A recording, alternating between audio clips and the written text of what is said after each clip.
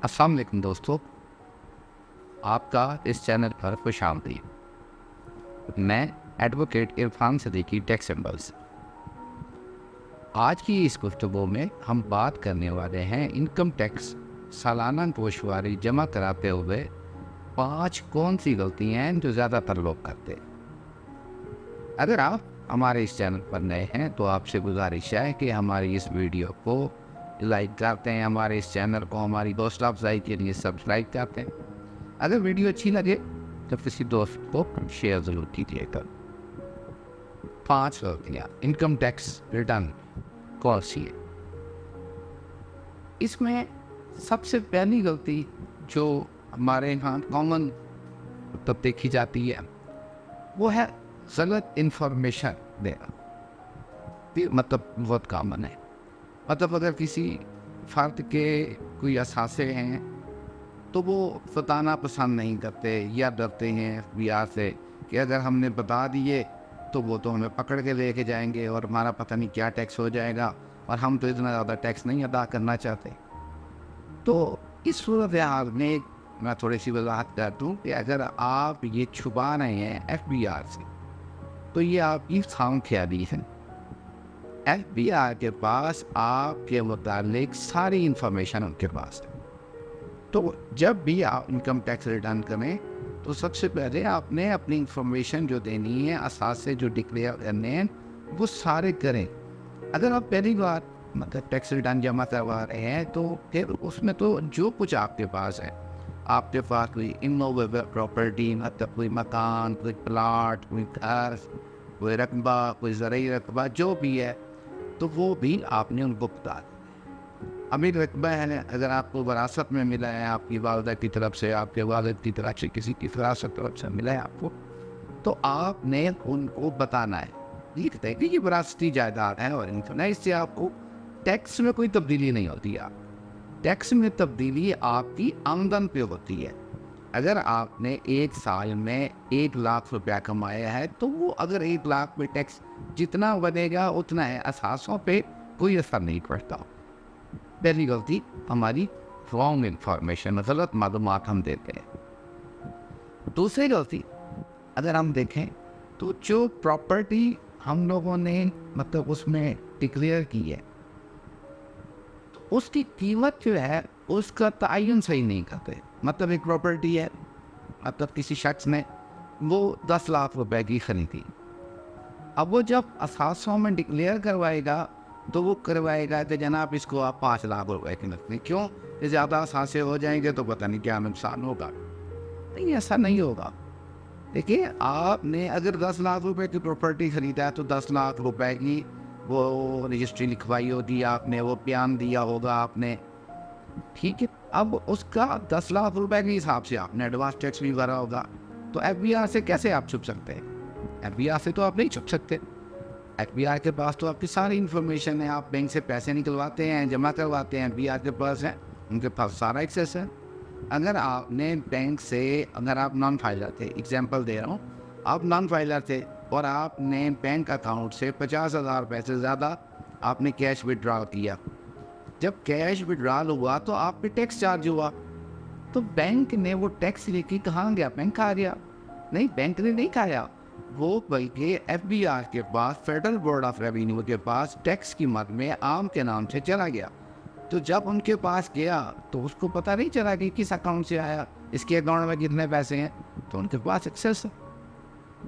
तीसरी गलती जो हमारे यहाँ कॉमन है वो ये है कि अगर कोई शख्स है, उसको जॉब करता है, शाम को कोई बिजनेस करता है, वो एक आमदन का ज़राया था, मतलब मैंने जनाब सिर्फ मेरी जॉब है और मैं वही पैसे कमा, जबकि रात को अगर वो बिजनेस करता है तो वो मतलब वो छुपा देता है। क्या इस छुपाने से आप FBI से बच गए? नहीं, ऐसा नहीं हुआ। आपने शाम को एक दुकान बना दी, अब आप जिससे स्टॉक परचेज कर रहे हैं तो वो आपको 236H का एडवांस टैक्स चार्ज कर रहा है और आप उससे ले रहे हैं, ठीक है। तो फिर अब आप ये बताइए कि आप छुपे ना, तो आपने इसलिए आमदन के जो आपके मतलब सोर्सेज ऑफ इनकम जितने भी हैं मतलब अगर आप सुबह जॉब करते हैं, रात को आपने दुकान पर आई हुई है, एक ज़रा रकबा भी है, वरासत मिला हुआ था, वहाँ से भी कुछ पैसे आ जाते हैं, तो आपने सारे दिखने हैं। ये गलती ना किया है। जब आप ये गलती करते हैं, एफबीआर को आप खुद दावत दे रहे हैं कि आओ मुझे एफबीआर का नोटिस आ जाएगा, फिर आप परेशान होंगे कि ये कैसे हो। तो एक बात पूरी क्लियर हो जाए कि एफबीआर के पास आपके मुतालिक सारी इंफॉर्मेशन है। तो ये 3 गलतियां तो नुमायाँ हो गई। चौथी गलती, हमारे यहाँ मतलब एक कॉमन जो प्रैक्टिस होती है, हम लोग वक्त पे काम नहीं करते। मतलब टाइम दिया जाता है, उस वक्त तो हमने काम नहीं करना। मतलब एक जो आम रूटीन पे प्रैक्टिस होती है, अक्सर देखने में आता है।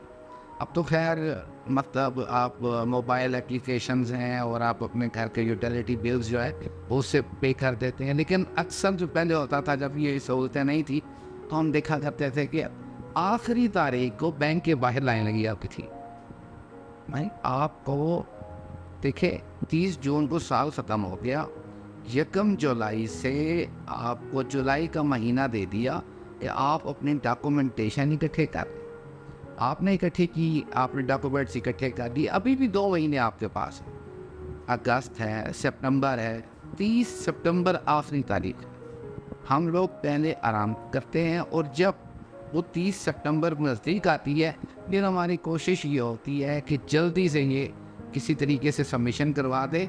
और अब तो गवर्नमेंट ने जो मौजूदा फाइनेंस एक्ट है उसके मुताबिक लेट फाइलर का भी कंसेप्ट दे दिया है। अगर आप इन टाइम जमा नहीं करवाएंगे तो आप लेट फाइलर कंसीडर किए जाएंगे, तो उसका जो टैक्स रेट है वो डबल हो जाता है फाइलर से, और नॉन फाइलर का उससे भी फिर ज़्यादा है। तो वो लेट फाइलर में आ गए तब भी आपका लॉस है। तो ये गलती है, आप टाइम पे जमा करवा दें। आप खुद अगर जमा करते हैं तो कोशिश करें आप अपना डाटा इकट्ठा करें। कितनी देर लगती, ज़्यादा देर नहीं लगती। अगर आप अपने टैक्स कंसल्टेंट से या एडवाइज़र से, जिससे भी आप ये टैक्स रिटर्न जमा करवाता है, गोशवारे जमा करवाते हैं, आपको सीधे ज़िम्मे हो जाए। कोई 1 साल में 1 दिन आपने निकालना है और उसके बाद जाकर आपने अपने टैक्स रिटर्न जमा करवाने। और आखिरी और बहुत ही कॉमन गलती जो टैक्स पेयर के यहाँ होती है, अगर मैं ये कहूँ कि अप्रॉक्सीमेटली 90% तक लोग ये गलती करते हैं, तो ये गलत नहीं है। जब मैं ये गलती आपको बताने लगूंगा तो हो सकता है आपके चेहरे पे भी मुस्कुराहट है। तो वो कॉमन गलती क्या है? वो है आपकी सुस्ती, डिले। टैक्स पेयर मोस्टली मेरे पास जितने भी क्लाइंट्स हैं जिनसे मुलाकातें होती हैं, जब भी तो बस वो भूल गया था। लेकिन आपकी लायबिलिटी है, लायबिलिटी का मतलब होता है जिम्मेदारी है आपका कि ये आपने काम करना है। तो जब आप भूल गए तो ये जिम्मेदारी कैसे भूल सकते हैं आप? तो ये सबसे बड़ी मतलब गलती मैं समझता हूँ कि हमारे यहाँ जो मोस्टली टैक्स गुजार हैं, जो टैक्स पेयर्स हैं, वो सुस्ती से काम करते हैं। आराम से करेंगे, कोई नहीं देखा जाएगा, ऐसा कुछ नहीं होता, बाद में देख लेंगे, वकील साहब को कह देंगे, फिर देखा जाएगा। लेकिन ऐसा नहीं। तो ये 5 मेजर गलतियाँ हैं मैं जहाँ तक समझा हूँ। इसको जो मेरी मतलब प्रैक्टिस है, जो कौन मतलब एक एक्सरसाइज हो रही है, तो ये 5 गलतियाँ। सबसे पहले गलत मालूमात, दूसरा प्रॉपर्टी की कीमत का गलत तयन मतलब और गलत इंदराज करना, तीसरा आमदन के ज़राए सारे नहीं बताने, कोई एक बता दिया कि हमारी ये इनकम है, बाकी को छुपा दिया। चौथा वक्त पर गोशवारे जमा नहीं करवाना। और 5वीं गलती सुस्ती, डिले, लिंगर ऑन करना, इसको टाइम को पास करना। ऐसा नहीं है, आपके ऊपर जिम्मेदारी है। या तो ऐसा हो कि आप ये वक्त को गुजार दें तो आपको माफ़ी हो जाए, ऐसा भी नहीं हो सकता। तो बाद में भी तो जमा करवाना है तो इन टाइम जमा करवाएं, ताकि आपको टैक्स की बचत भी हो और एक कानूनी जिम्मेदारी, एक कानूनी तकाज़ा वो भी मुकम्मल हो जाए। आपने हमें वक्त दिया, अपने लिए वक्त निकाला, आपका बहुत शुक्रिया। अगर आपने अभी तक हमारा चैनल सब्सक्राइब नहीं किया तो आपसे रिक्वेस्ट है कि हमारे इस चैनल को सब्सक्राइब करते हैं, हमारी हौसला अफजाई हो जाएगी। वीडियो अच्छी लगी है तो ज़रूर लाइक कर दीजिएगा। अगर ये वीडियो किसी और दोस्त के लिए हो सकती है, उसको भी शेयर कर दें, हो सकता है उसका भी फ़ायदा हो। बहुत शुक्रिया। अल्लाह ने के मालिक।